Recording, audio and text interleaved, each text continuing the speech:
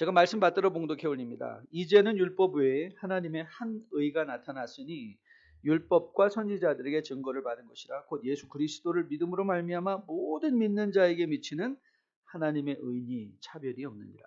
모든 사람이 죄를 범하였음에 하나님의 영광에 이르지 못하더니 그리스도 예수 안에 있는 속량으로 말미암아 하나님의 은혜로 값없이 의롭다 하심을 얻은 자 되었느니라.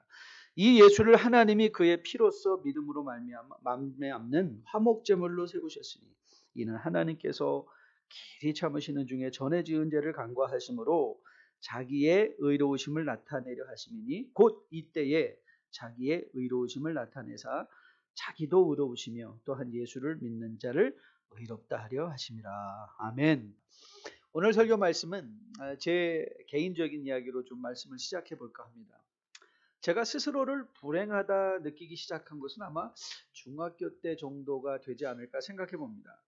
저에게는 아직도 초등학교라는 말은 좀 익숙하지 않고요. 국민학교가 훨씬 더 익숙한데 제가 국민학교 다닐 때는 뭐 전기도 들어오지 않는 난포 키고, 여러분 난포가 뭔지 아세요? 이렇게 돼서 기름 넣어서 키는 그런 등불을 키고 산속 오두막살이에서 집을 살았는데 그때도 저는 스스로를 불행하다 생각하지는 않았던 것 같아요. 비록 좋은 것, 뭐 스케이트도 타지는 못했지만 동네 아이들과 어울려서 겨울에는 눈싸움도 하고 또 논의 어른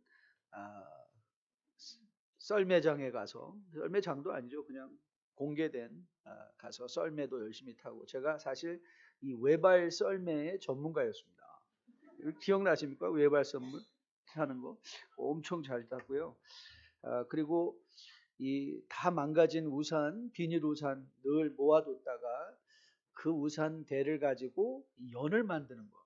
제가 저희 아버님이 손재주가 좀 있으셨던 것 같아요. 제가 연도 상당히 잘 만들었습니다. 가오리연이나 방패연 이런 것도 잘 만들고 또 연싸움을 하면 그 무슨 정성인지 정말 사기로 해가지고 이 얼레에다가 사기줄 먹인 실도 만들고, 그래서 연싸움하면 지지도 않고 여름이면, 여러분 아카시아 꽃을 드셔보신 적 있나요? 아카시아 꽃 정말 처음 필 때는 엄청 맛있습니다. 아카시아 꽃도, 치용도, 또 가을이면 칡도, 산딸기도. 여러분 산딸기는 어디서 나는 게 제일 맛있는 줄 아십니까? 공동묘지에서 나는 게 제일 맛있습니다. 그 이상해요. 공동묘지에서 나는 산딸기가 그렇게 맛있을 수가 없습니다. 공동묘지 가서 산딸기도 따먹고 아주 재밌게 다닌 행복한 기억이 있습니다. 그런데 조금 철이 들어가면서 인생이 그렇게 행복한 것은 아니라는 것을 깨닫게 됐어요. 중학교, 고등학교로 올라가면서 육성회비 액수가 조금 커지면서 가끔 맞기도 하고, 학교의 수업 기제를 제가 중학교 1학년 때 무슨 장학사 도지사들이 와서 참관 수업하는 거 있지 않습니까? 참 굉장히 학생들을 번거롭게 하는 건데요. 그래서 무슨 또 제도 실습 특별반을 만든다고 아이들을 뽑아다가 또 한 반을 모아놓고 거기 또 제도만 뭐 T자에다가 무슨 이런 장비를 구입해야 되는데 거기 가라고 선생님이 그랬는데 못 갔어요. 그 장비가 꽤 비싼 액수여서 가지도 못하고, 과외 같은 거는 해보지도 못하고, 그리고 그런데 밥은 굶지 않았습니다. 감사하게. 근데 통제해주는 사람이 없어서 카보를 어려서 너무 많이 먹어가지고 살이 막 찌기 시작했고. 슬프세요? 그러면서 좀 이렇게 나이가 들어가면서 나는 좀 사는 친구들하고는 다르구나, 그런 걸 느끼게 됐습니다. 고등학교 들어가서는 더 암울해진 것 같아요. 가난하다는 것을 고등학교 들어가니까 더 피부로 느끼고, 요즘 막 신문만 열면 나오는 금수저, 운수저, 흙수저 이런 의미가 더 또렷이 다가왔던 것 같아요. 고3이 되면 여러분 요즘은 어떤지 모르겠는데 고3이 되면 전국 모의고사를 치르게 됩니다. 전국 모의고사를 치르게 되는데 그때 제가 정말 그 모의고사를 잘 봤습니다. 저의 공부에 대한 주장은 홀로 되신 어머니에게 누가 되지 않을 만큼만 하자, 그런 게 제 주장이었어요. 집에서는 공부 안 하는 게 철학이었고, 그래서 일단 뭐 어머니 뭐 공부 못하면 맨날 어머니가 불려다니시고 또 혼나니까 저희 어머니가 항상 그 얘기를 하셨거든요. 애비 없는 후레 자식 소리 듣지 말라. 그래서 어떻게 하면 어머니에게 누가 되지 않을까? 그래서 공부도 좀 적당히 하면 되지 않을까 그랬는데 제가 생각엔 눈이 정말 좋았던 것 같아요. 그 3학년 모의고사에 너무 시험을 잘 본 거예요. 그랬더니 학교에서 이제 부모님을 모셔오라고 합니다. 왜냐면 입시 저희는 그때 신흥 고등학교였기 때문에 학교에서 막 전략적으로 빨리빨리 아이들을 이 대학교 보내는 게 중요했어요. 왜냐면 그래야 자꾸 레퓨테이션이 쌓이니까. 저희는 부천 신흥 고등학교였기 때문에요. 그래서 부모님을 모셔오라 했는데 저는 안 모시고 갔습니다. 제가 소위 모의고사를 잘 봤어도 소위 S대학 들어갈 정도 실력은 아니었고요. 수원대학이에요, 수원대학. S대학은 아니었고요. 근데 그러니까 제가 머리를 아무리 굴려봐도 아이고 이거 뭐 언감생심 뭐 말도 잘 안 되죠. 오늘 아침에는 개인 얘기를 하니까 그런 것 같은데요. 내가 어떻게 뭐 사립대학교를 갈 수 있을까? 그래서 그냥 포기해 버렸던 것 같습니다. 그때 한 줄기 빛이 딱 들어온 거예요. 미국 이민. 그래서 이민을 오게 된 거예요. 그랬더니 이거는 모든 사람이 미국은 기회의 땅이라고 그랬는데 Land of Opportunity. 그땐 이렇게 발음도 못했어요. 기회의 땅. 그래서 내가 인생을 새로 시작할 수 있겠구나. 그런 소망이 막 들어오더라고요. 그런데 미국 오니까 미국도 만만한 게 아니었었어요. 미국에 와서. 아니 이제 18살이나 먹어서 미국에 왔는데 보니까 일단은 말을 못하는 거예요. 한두 살 먹은 아이들처럼 떼떼거리고 말을 하니까 얼마나 자존심이 상하는지. 여러분 이 세들이 왜 한국말 안 하는 줄 아십니까? 자기는 머리는 막 커 있는데 어른인데 말하면 막 애기가 되니까요. 그게 너무 자존심 상해합니다. 그렇게 말하는 게 너무 그러니까 자꾸 한국말하고 영어 할 때 너 한국말해라 이런 말 하지 마세요. 그러면 이 세들이 한국말을 하려고 그러면요. 한국말이 잘 안 되니까 자기네들도 너무 답답하고 자존심도 되게 상해합니다. 여러분 상상해 보세요. 여러분 다 느끼셨을 거예요. 성년이 돼가지고 이 말을 마치 막 그냥 5살짜리 6살처럼 막 떼떼거리고 하는 게 그게 얼마나 자존심 상합니까? 그리고 매일 밤 청소하면서 남의 책상 재떨이 치우고 또 같이 모여서 아저씨들 푸념 듣고 대학은 어찌 겨우겨우 갔는데 강의 시간에는 귀머거리죠. 소망이 별로 보이지 않았습니다. 그래서 엄청 놀았습니다. 일단 놀고 봐야 되겠다. 그래서 열심히 놀았습니다. 뭐 술도 담배도 더 깊이는 안 나가겠습니다. 기대하지 마십시오. 그런데 저의 인생에 또 한 번의 빛이 보이기 시작했습니다. 제 환경은 하나도 변한 것이 없는데 서서히 제 마음이 변하기 시작한 거예요. 그때 제가 예수님을 믿기 시작한 것입니다. 예수님을 믿고 변한 거예요. 예수님을 믿기 시작하면서 저희가 감히 생각하지 못했던 신세계가 보이기 시작했습니다.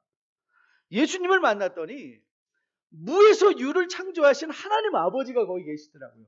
이야, 하나님이 무에서 유를 창조하셔서 이런 우주가 생겼다면 하물며 내 인생일까? 내가 있는 것, 내가 가진 게 뭐 그렇게 조건이 대수일까? 무에서도 유가 창조되는데 정말 흥분되었습니다. 그 무에서 유를 창조하신 하나님을 만난 후에 저는 인생을 바라보는 눈이 변하게 되었습니다. 왜 이렇게 장황하게 개인 얘기를 하느냐고요? 여러분 오늘 바울이 이 본문에서 전하기 원하는 느낌이 바로 이거라고 생각합니다. 바로 이 느낌. 오늘 본문에 여러분 21절을 보면 본문에 중요한 한 가지 접속사가 빠졌다고 그랬죠. 그 앞에 뭐를 넣어야 된다고요? 그러나를 넣어야 돼요. 그러나. 오늘 바울이 지금까지 1장 18절부터 3장 20절까지 인간의 total depravity, 인간의 완적인 타락, 완적인 불가능성, 인간 스스로 자신을 치유할 수 없는 아무런 능력이 없는 존재인 것을 딱 우리에게 제시하고 그러나 이제는 소망이 있다는 거예요. 소망이. 대안이 있다. 대안. 자 그러면 이제 우리가 살펴봐야 되는 건 뭐냐면 그러나 이제는 속에 숨겨진 그 대안이 무엇이었냐는 거죠. 그걸 우리가 오늘 한번 살펴봐야 돼요. 자 오늘 한번 자세히 봅시다. 자 오늘 21절을 보니까 21절을 이제는 그러나 이제는 자 같이 한번 읽어볼까요? 시작. 율법 외에 하나님의 한 의가 나타났다. 자, 오늘 여기서 굉장히 중요한 게 외에라는 단어예요. 율법 외에 아니면 율법과 상관없이. 자, 여러분 이 율법이 우리에게 가르쳐주는 운명이 뭔지 아십니까? 율법은 우리에게 어떤 운명을 제시하는가 하면 23절이에요. 23절 같이 한번 한 목소리 읽어보겠습니다. 시작. 모든 사람이 죄를 범하였음에 하나님의 영광에 이르지 못했다. 이게 율법이 하는 일이에요. 율법은 누구에게나 다 동일하게 적용되는 하나님의 원리라고 말씀하셨는데 그 율법으로 인하여 세상에서 속한 모든 사람들은 어떤 일이 됐어요? 하나님의 영광에 이르지 못했다. 그러면 이제 여러분들이 이런 생각이 좀 드실 거예요. 아니 뭐 하나님의 영광에 밥 먹여주나? 아니 하나님의 영광? 아니 하나님의 영광이 아니더라도 세상 사람들은 충분히 잘만 살아가는 것 같은데 뭐 하나님의 영광에 이르지 못하는 게 그리 대수인가? 도대체 하나님의 영광에 이르지 못한 것이 이 세상을 살아가는 매일의 삶의 현실 속에서 내가 부름을 받은 일터에서 사업장에서 아니 하나님의 영광에 이르지 못했다는 게 나는 실감 피부로 아무것도 느끼지 못하는데 아니 이게 도대체 뭐 무슨 상관이 있단 말인가? 자, 오늘 여기서 여러분들이 오늘 바울이 제시하고 있는 하나님의 영광이 무엇인가를 여러분이 잘 생각해 보셔야 돼요. 자, 하나님의 영광. 우리가 이 하나님의 영광에 대해서 주의를 환기할 필요가 있는데요. 여러분 우리는 이미 하나님이 어떤 분이신가? 하나님은요. 그의 존재하심에 있어서 아무것도 부족하심이 없는 분이십니다. 예를 들면 여러분들이 믿기 때문에 여러분들이 뭐 하나님 앞에 물질을 제물을 드렸기 때문에 하나님이 어제보다 조금 더 부유해 주시는 게 아니고요. 우리가 무슨 선한 일을 하였기 때문에 하나님의 영광이 이전보다 조금 더 밝아지거나 또 좀 더 나아지는 것은 아니에요. 왜냐하면 하나님은 그의 존재 자체에 self-sufficient, 스스로 존재함에 충족하신 분이시기 때문에 그래요. 하나님은 여러분이 아니더라도 여러분이 믿기 때문에 하나님이 하나님 되는 것이 아니고 여러분의 믿음과 여러분의 선함과 여러분의 드림과는 상관없이 스스로 존재하심에도 영광스러우신 분이시고 스스로 존재하심에도 전능하신 분이시고 스스로 존재하심에도 아무런 부족함이 없으신 분이시에요. 그렇다면 오늘 하나님의 영광이라고 얘기할 때는 이 하나님의 영광은 없었던 것, 부족했던 것이 하나님께 채워지는 그 어떤 것이 아니라 하나님의 영광을 논한다는 것은 바로 여러분과 저에게 상관된 단어라는 거예요. 여러분과 저에게 상관된 단어. 이 부분에서 스펄전 목사님께서 이 부분의 말씀을 강론하시면서 이런 말씀하셨습니다.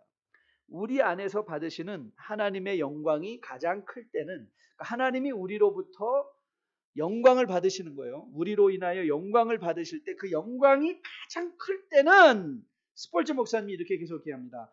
하나님 안에서 우리의 만족이 가장 클 때다 그랬어요. 자, 잘 들어보세요. 이게 굉장히 중요한 개념입니다. 하나님이 언제 영광을 받으시는가? 여러분이 가장 주어진 삶의 현실 속에서 만족할 때 하나님의 영광을 받는다는 거예요. 그러니까 여기서 모든 사람이 죄를 지어 하나님의 영광에 이르지 못하였다는 것은 모든 사람이 스스로를 어떻게 살아가고 있다는 거예요? 만족하지 못함으로 불행하게 살아가고 있다는 것입니다.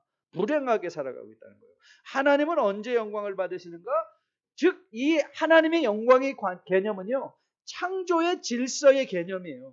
그러니까 우리가 질서에 딱 맞게 살아갈 때 그것이 가장 행복한 것이고 그것이 마치 우리가 물고기가 바닷속에 있을 때야 그것이 바다가 그를 제한하는 것이 아니라 바다가 그를 자유하게 하는 거잖아요. 바다가 그를 자유하게 하는 것. 늘 이 부분을 생각할 때마다 우리가 거북이, 토끼, 뭐 많은 사람이 토끼가 열심히 뛰어가지고 토끼가 열심히 뛰지 않고 자다가 거북이는 성실하게 열심히 걸어서 승리했습니다. 그건 말도 안 되는, 우리 아이들한테 절대 가르치면 안 되는 동화죠.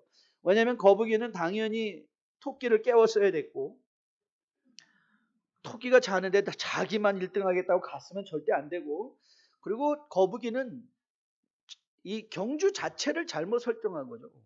여러분 헤엄치는 토끼 보셨나요? 헤엄치는 토끼는 물을 극도로 싫어합니다. 물에서 경주를 하면 누가 이길까요? 당연히 거북이가 이기죠. 당연히 거북이가 이기죠. 이 거북이는요, 물에서는요, 이 느린 거북이가 아닙니다. 여러분이 물속에서 거북이 쫓아가려고 그러면요, 못 쫓아갑니다. 우리는 물에서는 게임이 안 되는 존재입니다. 거북이가 가장 자유하고 거북이가 가장 빨리 움직일 수 있을 때가 언제죠? 물속에 들어가 있을 거예요. 물은 그에게 제한이 아니에요. 물은 그를 하나님의 지으신 창조의 질서 가운데 그를 가장 행복하고 가장 유능하고 가장 효율적인 삶을 살게 하는 거예요. 인간이 언제 가장 행복한 삶을 살아가는가? 하나님의 질서에 맞추어서 하나님이 우리에게 뜻하신 바의 삶을 살아갈 때 가장 행복한데, 그게 뭐냐? 우리가 가장 행복할 때 하나님의 영광을 받으신다는 거예요. 하나님의 영광. 죄의 영향력은 무엇인가? 바로 이 하나님의 이 영광, 이 인간의 행복을 앗아간 것입니다. 아직도 실감이 안 나신다고요? 여러분, 보통 이런 신문기사 여러분 많이 보셨죠? 세계에서 가장 행복한 나라가 어딘가? 행복한 나라. 가장 행복한 나라 언제 아십니까? 부탄입니다. 부탄. 방글라데시도 행복한 나라의 톱 10에 들어갑니다. 근데 여러분, 혹시 여러분 이렇게 생각해 보신 적 있어요? 여러분이 과연 부탄에 가서 살고 방글라데시에 가서 사시면 행복할까? 아니, 부탄이고 방글라데시는 저리하고 차지하고 캄보디아 마을에 들어가서 살면 여러분 행복하실 것 같으세요? 안 가보셨으니까 모른다고요? 상당히 불편합니다. 먼지에 이 에스더 선교사님도 기침을 늘 끼고 살아요. 근데 왜 기침을 끼고 사는가 보면요, 그 흙먼지가 24시간, 거기다 또 요즘은, 옛날에는 자동차도 없었고 오토바이도 없었잖아요. 요즘은 자동차, 오토바이가 마을길을 얼마나 다니는지 한 번 다니고 나면요, 완전히 그 전체가 다 이 먼지예요. 빨간 흙먼지.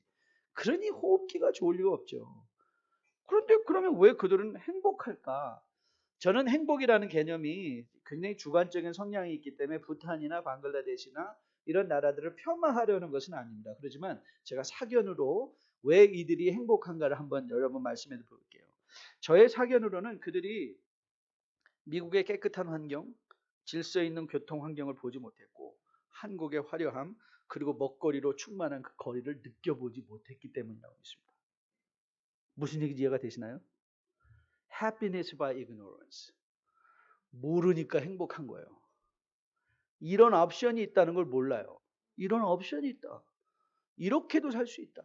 이렇게 또 깨끗한 환경이 존재할 수 있다. 라는 걸 모르니까 행복한 거죠. 여러분, 고대 히랍의 철학자 플라톤이라는 사람이 리퍼블릭, 이 국가라는 책에서 제7권에 이런 동굴의 우화를 소개해 줍니다. 동굴의 우화. 이건 우화인데요. 동굴 안에 사람이 갇혀 있는데요. 그런데 그들의 손발이 묶여서 꼼짝할 수 없을 뿐만 아니라 목도 고정이 되어 벽면만을 바라보게, 태어나면서부터 벽면만을 바라볼 수 있도록 그렇게 고정되어 있는 사람이 있다고 가정을 합니다. 그러면 뒤에서 거대한 횃불이 비치고 있는데요. 그들이 횃불을 통해서 벽에 비치는 그림자를 보는 거예요. 그림자. 이 그림자를 보면서 이 묶여있는 모든 사람들이 그림자가 실체라고 생각하는 거예요. 실체. 왜요? 그는 실체를 한 번도 본 적이 없으니까. 목을 돌려서 뒤를 본 적도 없고, 만일 그들이 동굴 밖에 펼쳐진 아름다운 자연의 환경을 볼 수 있다면 그들이 그림자를 보고 만족할 수 있을까요? 그림자를 실체로 여길 수 있을까요? 여러분, 죄는 우리가 지난 시간에 영역의 문제라고 생각했어요. 우리는 어쩌면 동굴 안에 정말 좋은 것이 무엇인지도 모른 채 모든 손과 발이 묶인 채로 살아가는, 벽만 바라보고 살아가는데, 잘 먹고 좋은 가방 들고 좋은 옷 입고 좋은 집에 살면 그것이 행복인 줄 알고 그것이 실체인 양 그것에 꽂혀서 살아가고 있는데, 근데 어느 날 그게 풀리는 날이 오는 거예요. 언제 풀린다고요? 죽을 때. 그게 풀려버리는 거예요. 이게 아니네? 이게 전부가 아니네? 그때 알게 되는 거예요. 여러분, 우리가 하나님의 영광을 체험한다는 것은요, 죽을 때 우리의 결박이 풀려지는 것이 아니라 지금 우리의 결박이 풀려지는 거예요. 지금 우리의 결박이 풀려져서 우리가 보는 것 외에 하나님의 놀라운 영광의 아름다움과 풍성함이 있다는 걸 깨닫는 거예요. 그것을 볼 줄 아는 거예요. 그 하나님의 영광을 본 사람들의 특징이 뭔지 아십니까? 바울은 빌립보서 3장에서 이런 유명한 고백을 합니다. 한번 들어보실래요? 그러나 무엇이든지 내게 유익하다는 것을 내가 그리스도를 위하여 다 해로 여길 뿐더러 또한 모든 것을 해로 여김은 내 주 그리스도 예수를 아는 지식이 가장 고상하기 때문이라. 내가 그를 위하여 모든 것을 잃어버리고 배설물로 여김은 그리스도를 얻고. 제가 지난 저녁 시간에 내셔널 지오그래픽 섹션을 통해서 이 폼페이에 관한 그 다큐멘터리를 봤어요. 그 폼페이에 그 베스비우스 화산의 폭발로 말미암아 쫄지에 없어져 버린 그 도시를 개발하면서 그 도시의 하루의 삶이 어땠을 것인가, 그 둘이 껴안고 화석화된 남녀의 화석, 그 사람들을 주인공으로 내세워서 그 시절이 어땠는가를 보여주면서 제가 그때 제일 놀랐던 것은 로마 시민들의 특권이었어요. 로마 시민들은 자기네들의 지도자를 뽑을 수 있는 자격이 있었을 뿐만 아니라 이들은 로마 시대에 로마의 그 폼페이에 있는 모든 공공 목욕탕을 먼저 사용할 수 있는, 공짜로 사용할 수 있는 모든 권리가 주어졌고요. 거기에 물이 오는데 물도 세 가지 종류의 수로가 있었대요. 세 가지의 수로가 있는데 첫째는 로마 시민들에게 가는 수로, 그 다음에 목욕탕이나 퍼블릭 이런 데로 가는 수로가 있었고, 돈을 내고 가는 이 부잣집에 가는 수로가 별도로 준비되어 있었는데요. 지금 우리가 말하는 이 수도처럼, 여러분 가뭄이 들어서 물이 모자라면 제일 먼저 끊는 게 뭔지 아세요? 부잣집에 들어가는 물을 먼저 끊는데요. 그리고 두 번째는 퍼블릭 목욕탕에 가는 물을 끊는데요. 마지막 세 번째는 시민들의 집에 공급하는 물은 절대 끊이지 않도록. 여러분, 우리가 생각하는 로마 시민의 특권은요, 로마 시민은 바로 바울이 마지막에 사도행전에서 꺼낸 카드가 뭐였어요? 나 로마 시민인데 나 신문도 안 하고 이렇게 너희들이 심판할 수 있느냐 했을 때 백부장 천부장들이 화들짝 놀라죠. 네가 어찌 로마 시민이냐. 로마 시민은 자기의 권리를 시저 앞에까지 가져갈 수 있는 그런 특권이 있었던 사람이에요. 그런데 그가 뭐라고 말하죠? 내가 예수 그리스도를 아는 지식이 고상한 것을 알았더니 그 모든 것이 다 뭐다? 배설물로 여겼다. 여러분, 이 느낌이 오시나요? 이 바울의 느낌이 오시나요?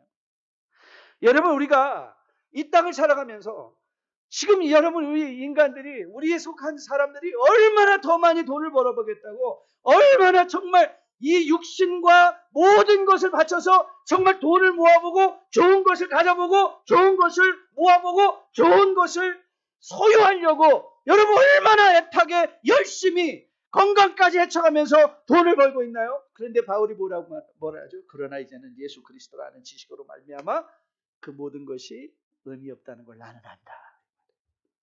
저는 오늘 여러분과 저가 다른 어떤 것보다 우리를 자유하게 하는 이 예수 그리스도를 마음으로 꼭 만나고 돌아가시는 여러분들 되시기를 주님의 이름으로 축복드립니다. 여러분, 이 12월 달에 우리를 위하여, 이 자유를 위하여, 이 창조의 하나님의 영광을 위하여 우리의 결박을 풀어주러 오신, 여러분들의 욕망을 풀어주러 오신, 끊임없는 세상을 향한 욕심을 풀어주러 오신 이 예수 그리스도를 여러분이 꼭 만나실 수 있기를 주님의 이름으로 축복드립니다. 그러면 이 예수를 어떻게 만나는가?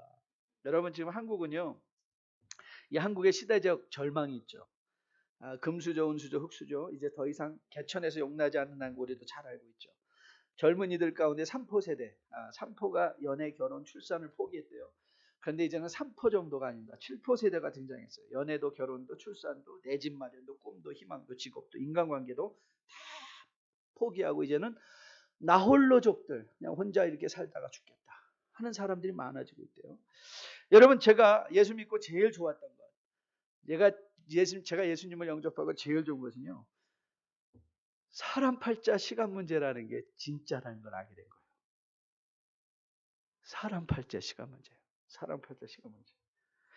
여러분 그리스도 안에서 사람 팔자 시간 문제 믿으십니까? 잘 안 믿기시군요. 제가 설명해 드릴게요. 여러분 우리의 영적 팔자를 고쳐주는 이유가 오늘 보니까 율법 외에 한 의다 그랬어요. 율법과 상관없는. 여러분 이 율법은 이렇게 읽으셔도 됩니다. 율법을 이런 단어로 바꿔대요. 세상의 조건과는 상관없는 한 의. 세상의 명예와는 상관없는 한 의. 세상의 물질과는 상관없는 한 의. 그 의가 나타났는데 그 의, 우리에게 진정한 영적인 자유를 허락하는 이 의가 나타났는데 그 의가 뭐라고요? 예수 그리스도라는 거예요. 예수 그리스도. 자, 22절입니다. 22절 같이 한번 읽게요. 같이 읽습니다. 시작. 그 예수 그리스도를 믿음으로 말미암아 모든 믿는 자에게 미치는 하나님의 의니 차별이 없대요. 이것도 차별이 없대요. 이게 복음이죠. 근데 여러분 이 개역개정의 번역이 약간 헷갈립니다. 사실 새 번역도 거의 같은 맥락인데요. 새 번역이 이렇게 번역을 했어요. 그런데 하나님의 의는 예수 그리스도를 믿는 믿음을 통하여 오는 것인데 모든 믿는 사람에게 미칩니다. 거기에는 아무 차별이 없습니다. 그렇지만 영어 성경, 우리가 강단 성경으로 사용하는 ESV를 보면 요 느낌이 살짝 다르게 번역이 되어 있습니다. 한번 들어보실래요? 이렇게 됐어요. The righteousness of God. 하나님의 의. Through faith in Jesus Christ. 그리스도 안에 있는 믿음이에요. 그리스도를 믿는 믿음이 아니라 그리스도 안에 있는 믿음. For all who believe. For there is no distinction. 왜 번역이 어렵냐면 이 faith in Jesus Christ. 예수 그리스도를 믿는다고 할 때 faith가 믿는다는 것이 누가 믿는 것이냐. 이 믿음의 주체가 굉장히 중요해요. 그런데 오늘 본문은 사실 그렇게 복잡하지 않아요. 본문은 간단해요. 왜냐하면 오늘 여기서 사용된 믿음이라는 단어는 명사예요. 동사가 아니라. 누가 믿는다는 그런 믿음의 행위를 가리키는 것이 아니라 내용을 가리키는 거예요. 그래서 이 믿음이라는 단어를 사실은 번역을 우리가 faith라는 번역을 믿음이라고 하지 않고 faithfulness, 예수 그리스도의 신실함을 믿는 우리들이 이거로 생각하면 돼요. 그러니까 우리들을 우리 되게 하는 그 이유는 어디에 있는가? 이 그리스도의 신실함이라는 거예요. 신실하심 때문. 여러분과 저의 영적인 팔자를 피게 하는 이유가 뭔가? 내가 정말 율법을 100가지 정도만 지키면 내가 영적 팔자가 피는가? 내가 이제는 뭐 어디를 나와야 되는가? 뭘 해야 되는가? 무슨 제자 훈련을 해야 되는가? 이게 아니라 여러분들이 뭘 띄고 뭘 하고 뭘 갖추고 자격이 아니라 여러분과는 상관없는 그리스도의 신실하심. 그리스도의 신실하심. 제가 지난 안식월 기간 중에 아내와 어느 곳에 가서 이 커플 은반지를 샀습니다. 제가 이렇게 끼고 있는데 복 목사가 좀 못 끼고 있나 의아하셨죠. 자, 이거를 껴서 제 결혼 반지를 대체하려고 했는데 이게 너무 커서 계속 여기다 끼니까 빠지는 거예요. 그래서 손가락에 했는데 제가 이 반지를 좋아하는 게 여기에 이 물고기 그림이 그려져 있습니다. 물고기 그림. 이 물고기 그림이 특별한데요. 왜냐하면 초대교회에 그리스도인을 상징하던 것이 물고기입니다. 왜 하필이면 그리스도인을 상징하던 거예요? 그리스도인들이 자기들끼리 만나면 막 핍박이 심할 때는 이렇게 물고기를 그리곤 했어요. 이렇게 물고기를 그리는 거예요. 그러면 저 사람이 그리스도인이구나 이런 걸 알게 됐어요. 왜냐하면 그때에 익투스라는 물고기가 있었는데 이 익투스는 앞에 첫 자들을 따면 이 앞에 I는 예수를 할 때 헬라어는 I자로 씁니다. 이오타가 나오는데요. 예수. 그 다음에 X는 크리스토스. 그 다음에 테아스는 이 세타가 들어오는데 하나님, 피어스, 아들, 소테르, 구원자. 그러니까 이 앞에 있는 단어를 합쳐놓은 게 익투스라는. 그러니까 이 물고기를 그린다는 것은 예수 그리스도 하나님의 아들 구원자를 고백하는 거예요. 그러니까 고백이에요. 고백. 물고기가 성도의 고백의 상징이 된 거예요. 예수는 그리스도시요 하나님의 아들이시요 구원자이시다. 그런데 오늘 많은 성경학자들이 오늘 여기서 faith in Jesus Christ 라고 할 때 이 faith in Jesus Christ는 당시의 초대교회의 고백이었다고 늘 많이 얘기해요. 고백이에요. 마치 익투스처럼, 마치 물고기처럼. 그래서 이 faith in 그리스도의 신실하심, 이 faith in Jesus Christ의 말의 의미는 아버지 뜻에 순종하여 자기를 비워 인간의 형체를 입으시고 십자가에 죽기까지 순종하시고 부활하신 그 신실함, 그것이 여러분과 저를 구원하는 하나님의 선물이라는 거예요. 만일 제 미래의 가능성이 있다면 저는 아무런 가능성이요. 제 미래의 가능성을 제 안에서 찾는다면 저는 아무런 가능성이 없습니다. 과거에도 그랬고 지금도 다르지 않습니다. 저는 아직도 열등감에 시달리고 있고 삐딱한 눈으로 사회를 비판하고 그래서 내가 가지지 못한 것에 대해서 늘 남을 블레임하고 성공한 사람들을 속으로는 부러워하고 겉으로는 비판하고 비방하고 다 부모 잘 만난 덕에 그리 되었다고 상대방의 성공을 인정하거나 축하하지 못하고 폄하하는 그런 사람에 불과합니다. 이런 부버진 인격, 이런 이웃을 향한 비난, 비방을 치유하는 것이 그리스도의 보혈이 가능하다는 거예요. 그리스도의 보혈. 오늘 바울이 소리쳐서 여러분과 저에게 외치고 싶은 것이 뭐냐? 우리 되게 하는 힘이 우리 안에 있는 것이 아니라 우리 밖 그리스도의 신실함 때문에 여러분과 저의 무한한 가능성이 있다는 거예요. 여러분의 자녀에게 여러분이 오늘도 멸시하고 비방하고 저 인간은 안 돼. 그 사람에게 소망이 있어요. 왠지 아세요? 그리스도가 그 인생을 터치하면 바뀌는 거예요. 사람 팔자 시간 문제예요. 그래서 그리스도에는 절대 사람을 멸시하면 안 돼요. 절대 사람을 하대하면 안 돼요. 우리 주변에 있는 사람을 절대 내려볼 수 없어요. 왜요? 나를 만드신 이가 그리스도라는 걸 안다면 우리가 상대방에 대해서 무슨 비난과 무슨 비판과 무슨 그들을 향한 조소를 할 수 있을까요? 나를 고치신 예수 그리스도가. 다만 그들을 위해서 우리가 기도할 뿐이죠. 여러분, 바울이 갈라디아에서 이런 위대한 선언을 합니다. 너희가 다 믿음으로 말미암아 그리스도 예수 안에서 하나님의 아들이 되었으니 누구든지 그리스도와 합하기 위하여 세례를 받은 자는 그리스도로 옷 입었느니라. 너희는 유대인이나 헬라인이나 종이나 자유자나 남자나 여자나 다 그리스도 예수 안에서 하나니라. 다 그리스도 예수 안에서 하나니라.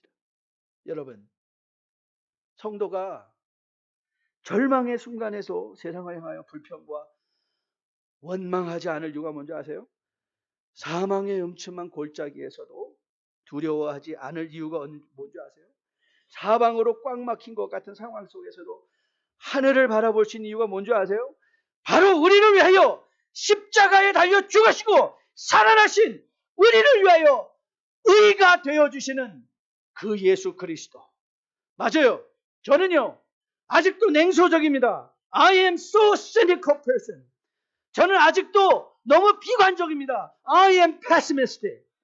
저는 미래에 대한 소망이 별로 없습니다. 그러나 제 모든 시간이, 내 시각이 예수 그리스도를 통과하면 변화됩니다. 저는 예수 그리스도를 통과해서 내 인생을 보면 더 이상 냉소적일 필요가 없어요. 예수 그리스도를 통하여 이웃을 보면 더 이상 비판적일 필요가 없어요. 기다리기만 하면 되는 거예요. 저는 미래에 대한 큰 소망이 내 눈으로 보면 없지만 예수 그리스도를 통하면 소망이 있어요. 이 교회 소망이 있어요. 여러분 인생 소망이 있어요. 여러분 자녀 소망이 있어요. 저에게도 소망이 있어요. 왠지 아세요? 예수 그리스도 때문에. 예수 그리스도 때문에. 저의 가치는 그렇게 예수 그리스도에게 있는 거예요. 예수 그리스도. 그렇기에 자기의 가치가 그리스도 안에 있는 사람들은 세상의 부자들을 격려하고 축하해 줄 수 있어요. 성공하는 나보다 좀 못한 사람을 향하여 비판하지 않아도 돼요. 좀 잘못하는 사람 보고 끌어내리지 않아도 돼요. 괜찮아요. 내버려둬도 괜찮아요. 모든 걸 합력하여 선을 이루시는 이 예수가, 십자가에서 살아나신 예수가 결과적으로 우리를 반드시 고쳐주시기 때문에. 그래서 이 예수가 어떤 일을 하셨나? 자, 25절 26절이에요. 25절 26절 같이 읽습니다. 시작. 이 예수를 하나님이 그의 피로서 믿음으로 말미암는 화목 제물로 채우셨으니 이는 하나님께서 길이 참으시는 중에 전에 지은 죄를 간과하심으로 자기의 의로우심을 나타내려 하심이니 이때에 자기의 의로우심을 나타내사 자기도 의로우시고 예수 믿는 자도 의롭다 하려 하십니다. 여러분, 이 예수님의 신실함이 우리를 위하여 화목제물이 되어주셨대요. 화목제물. 여러분, 이 화목제물이 되었다는 게 무슨 의미인지 아세요? 김도현 박사가 나의 사랑하는 책 로마서에서 이 화목제물에서 잘 설명했어요. 한번 들어보세요. 힐라스테리온. 화목제물이라는 단어의 헬라어가 힐라스테리온이에요. 화목제물, 속죄제물로 번역되는 말입니다. 70인역은 히브리어 카폴레트, 속죄소를 헬라어로 번역할 때 이 단어를 사용했습니다. 이 단어는 언약궤의 덮개를 가리키는 말로 대속죄일에 제사장이 자기와 또한 이스라엘 백성의 죄를 용서받기 위해 피를 뿌리는 자리를 의미합니다. 레위기 16년. 히브리서 9장 5절은 정관사와 더불어 이 단어를 사용하므로 호힐라스테리온, 언약궤의 뚜껑을 가리킵니다. 그러나 바울은 정관사 없이 이 말을 사용하기 때문에 그 뚜껑 자체를 가리키기보다 피 뿌리는 행위가 의미하는 것과 그 후에 속죄양을 광야로 보내는 것을 가리킨다고 보는 것이 타당합니다. 이 속죄 제물이 됐다는 것은 우리 영어에 scapegoat란 말이 있어요. scapegoat.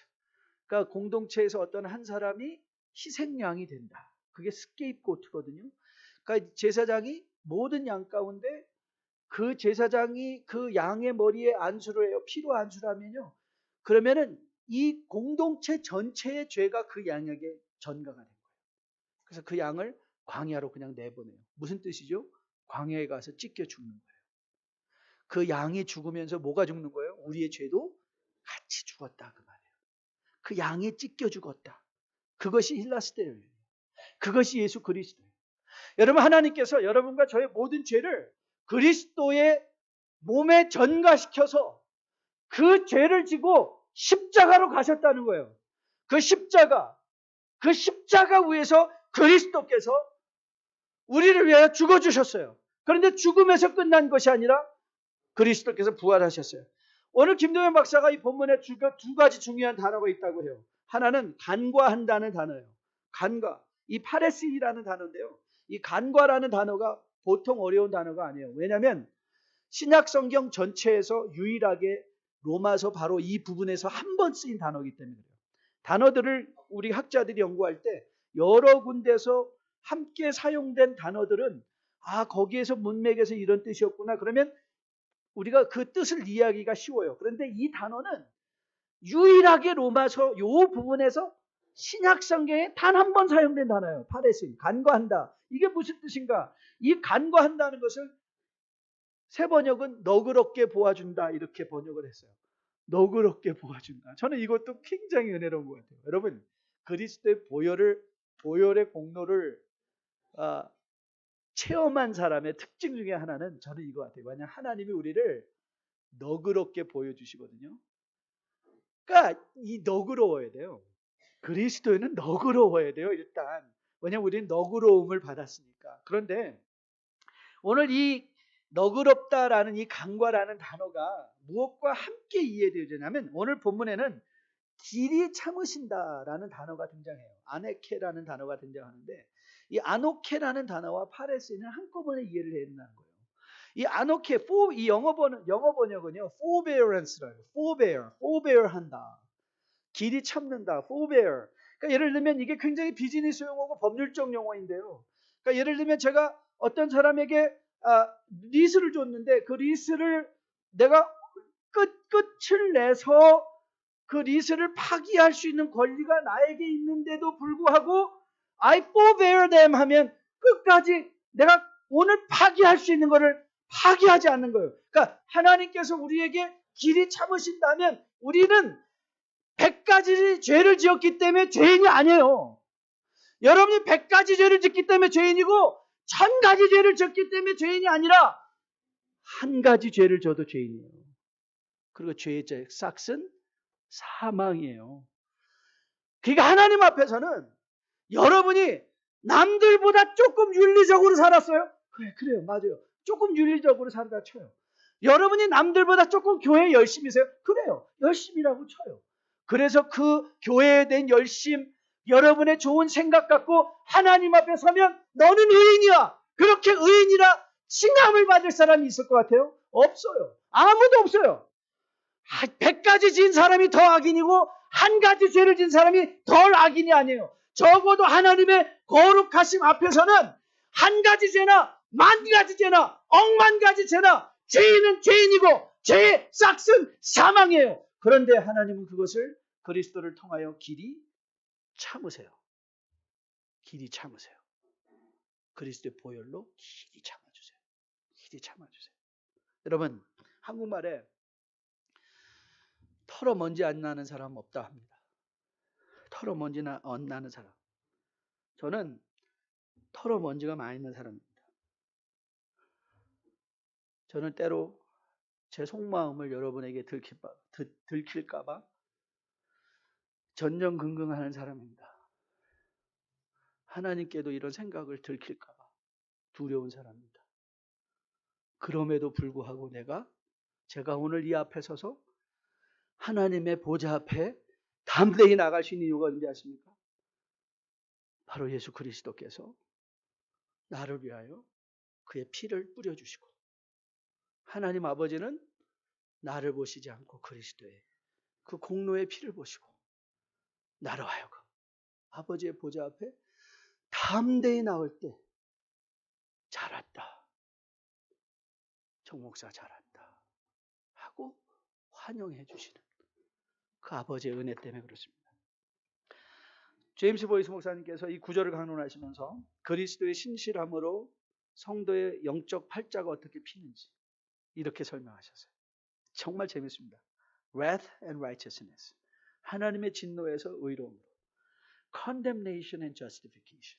정죄함에서 칭의로. Bondage and freedom. 매임에서 결박에서 자유로.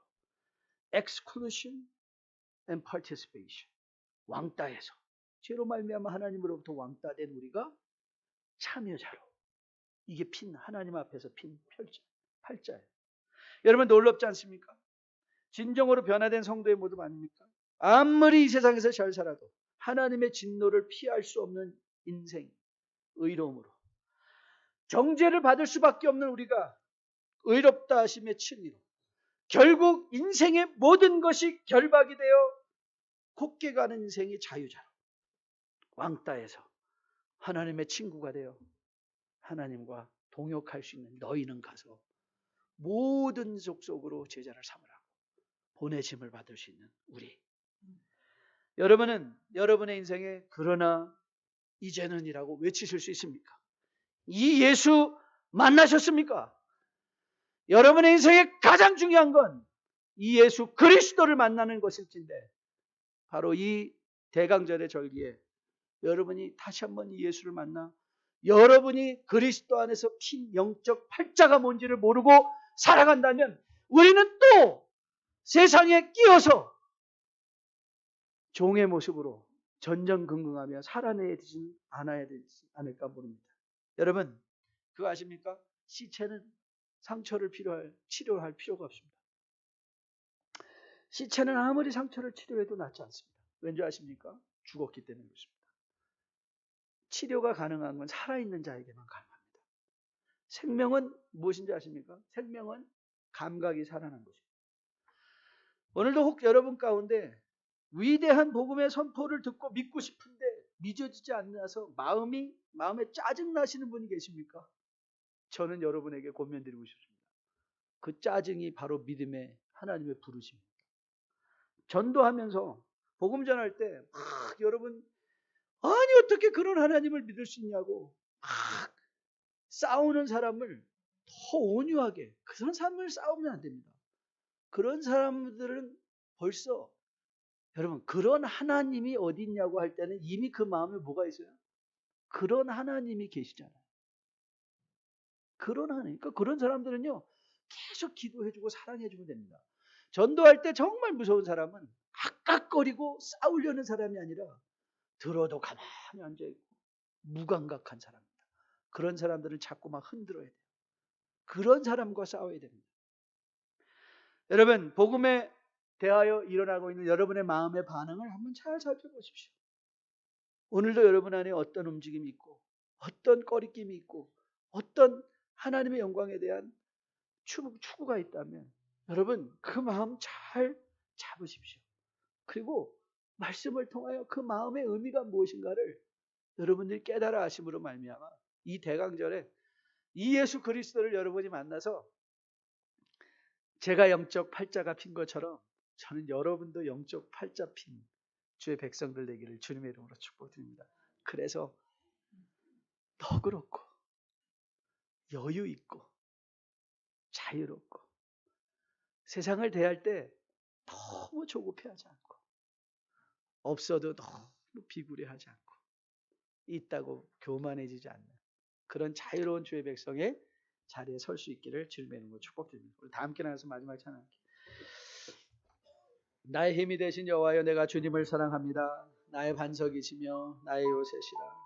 주는 나를 건지시는 나의 주, 나의 하나님, 우리의 피할 바에 우리를 우리 되게 하는 힘, 우리가 된 이유, 우리가 이웃을 기다려줄 수 있는 이유, 우리가 이웃들의 잘못에 대해서도 오래 참고 길이 참을 수 있는 이유, 바로 그리스도께서 이미 나의 힘이 되어주시고 나의 능력이 되어주시고 나의 구주가 되어주셨기 때문에 그렇습니다. 이 예수를 누리십시오. 이 예수와 동행하십시오. 이 예수를 모르시는 분이 있다면 이 예수를 믿어보십시오. 그리고 이 예수를 만나십시오. 그럼 여러분의 인생도 놀라운 변화와 자유, 특권을 누리며 살아낼 수 있을 것으로 믿습니다. 주 약속 안에서 내